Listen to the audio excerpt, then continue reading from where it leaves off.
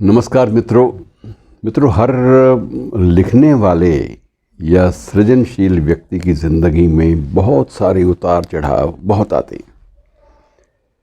और ऐसा ही एक उतार चढ़ाव हरिवंश राय बच्चन जी की ज़िंदगी में आया था। हरिवंश राय बच्चन यानी बिग बी अमिताभ बच्चन के पिता, और देश में हिंदी साहित्य में विशेष रूप से देश भर में प्रख्यात महान छायावादी कवि के नाते जिनकी चर्चा अक्सर हिंदी साहित्य के इतिहास में निरंतर होती रही, मैं उन्हीं बच्चन जी की बात कर रहा हूँ।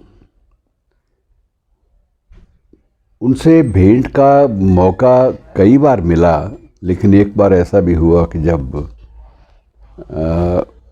मैं एक श्रद्धालु के नाते, एक प्रशंसक के नाते, एक बहुत छोटी उम्र थी उस वक्त, तो उनके पास गया कि मुझे आप कोई काम बताइए जो मैं कर सकूं कविता के क्षेत्र में, क्योंकि मैं आपका अनुगामी हूं और आप में पूरी मेरी आस्था है और उस आस्था का तकाजा है कि मैं कुछ ना कुछ कर सकूं।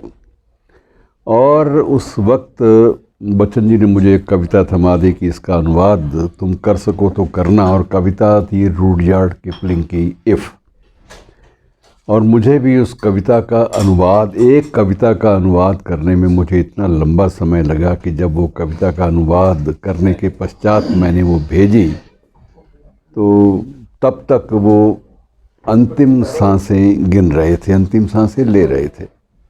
बहरहाल जो भी संदेशवाहक था उसने कविता उनके चरणों में रख दी और उनके कान में इतना सा कहा कि आपने एक युवा कवि को एक कविता दी थी तो वो दे गया है, इसको स्वीकार आपकी आत्मा कर लेगी तो ठीक है। लेकिन वो उस समय होश में नहीं थे। उससे पहले की जो मुलाकात है उसमें मैंने पूछा कि आपका नाम हरिवंश राय कैसे पड़ा, तो उन्होंने कहा कि हमारे परिवार में बहुत सारी दुखद घटनाएं बहुत ज़्यादा होती थी, तो मेरे पिताश्री को किसी ने सुझाव दिया कि आप हरिवंश पुराण पढ़ना शुरू करो। और कहते हैं कि मेरे पिताजी ने हरिवंश पुराण का अखंड पाठ भी किया और बहुत सारी चीज़ें वो सामने लाके लगातार चलते रहे। और हरिवंश पुराण का ये हुआ कि जब प्रसव पीड़ा शुरू हुई तो उस वक्त उसका अंतिम पाठ चल रहा था घर में, और मेरा जन्म बड़े ही सुरक्षित ढंग से हो गया। और इस बात के लिए पिता ने भावुक रूप में ये निर्णय ले लिया, भावावेश में, कि इसका नाम हरिवंश राय रखते हैं। तो हरिवंश राय मेरा नाम हरिवंश पुराण की वजह से पड़ गया।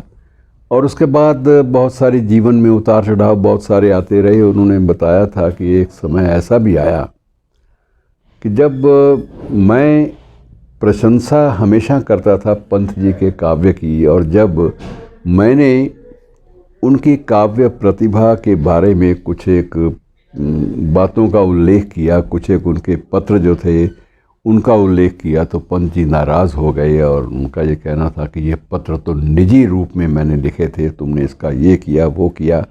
और उन्होंने इस बात को लेकर, सुमित्रानंदन पंत जी की बात मैं कर रहा हूँ, छायावाद के सबसे शिखर हस्ताक्षर, उन्होंने इसी बात को लेकर मुकदमा कर दिया कि इस व्यक्ति ने मेरी जो निजी, जो एक प्रकार से जो अधिकार होते हैं उनका हनन किया है, और इस तरह से इसने दुरुपयोग किया है अपने नाम को मेरे साथ जोड़कर।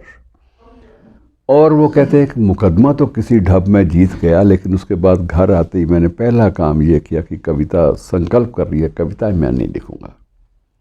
और संकल्प सिर्फ इसलिए किया कि अगर कविताएं इतनी लिखने के बाद भी मेरे से कहाँ शिखर पर बैठे व्यक्ति सुमित्रानंदन पंत इतने काव्य ग्रंथों की रचना के बाद भी वो इस अहम के भाव से मुक्त नहीं हो पाए, तो ये कविताएं किस काम आएंगी, क्या फ़ायदा। और बहुत सारी कविताएं जो अभी प्रकाशित भी नहीं हुई थी मेरे पास टाइप की हुई रखी थी, और मैंने वो टाइप की हुई कविताएं जो उनको एकदम से फाड़ा और फाड़ के फेंक दिया। एक वितृष्णा हो गई काव्य की ज़िंदगी से कि ऐसी कविताएं जो व्यक्ति के ज़िंदगी में इतना भी बदलाव ना ला सके, इनको क्या रख के करना है और उनको क्या आगे से लिखना है। लेकिन बाद में कुछ महीनों के बाद जाके होश आई कि ये मेरा निजी मसला है, सृजन। ये केवल पंत जी के किसी व्यवहार से या उनकी किसी भी एक उनके मन में आई कटुता से प्रभावित होकर हो जाए तो ये तो गलत हो जाएगा। इसलिए मुझे सृजन जो है वो नहीं छोड़ना चाहिए और मैंने अपना सृजन जारी रखा। फिर उन्होंने छोटी सी बात एक और भी बताई थी, बड़ा दिलचस्प संस्मरण है कि 3 साल की उम्र थी अमिताभ की, और लाहौर में तब तेजी बच्चन, श्रीमती तेजी बच्चन वो भी पढ़ाया करती थी और बच्चन जी भी वहाँ पढ़ाया करते थे गवर्नमेंट कॉलेज में।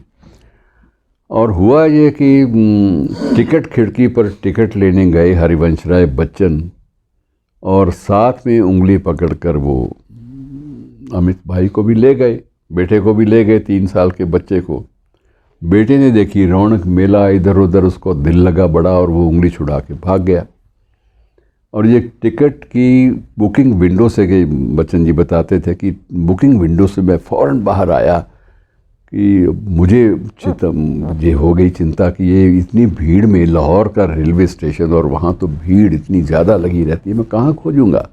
और मैं भागकर उस स्थान पर आया जहाँ पर तेजी बैठी थी, तो तेजी को मैंने कहा इधर अमित तो नहीं आया, तो वो भी घबरा गई। और कहते हैं कि आधा घंटा लगा, मिल तो गया अमित, लेकिन वो आधा घंटा ज़िंदगी में किस तरह का था उसको बयान करने में मुझे कई पृष्ठ लिखने पड़े, बहुत सारे, जिनका उल्लेख बाद में उन्होंने अपनी आत्मकथा क्या भूलूं क्या याद करूं उसमें भी किया है कि आधे घंटे में ज़िंदगी की चूल्हे हिलाकर इस शख्स ने रख दी। एक बच्चे के खो जाने पर दुख क्या होता है, हमें इस बात का दुख, चिंता, उद्विग्नता, व्याकुलता क्या होती है, इस बात का हमें एहसास उस पल हुआ। और उसके बाद जब वो मिला तो चैन में चैन आया, लेकिन बहुत सारी भावनाएं, संवेदनशीलताएं बहुत सारी हमारे मन में वो अपनी छाप छोड़ गई कि ज़िंदगी में किसी भी बेहद प्रिय चीज़ को खोने का मतलब क्या होता है। शुक्रिया दोस्तों, आज इतना ही, फिर कभी बच्चन जी के बारे में और विस्तार से। शुक्रिया।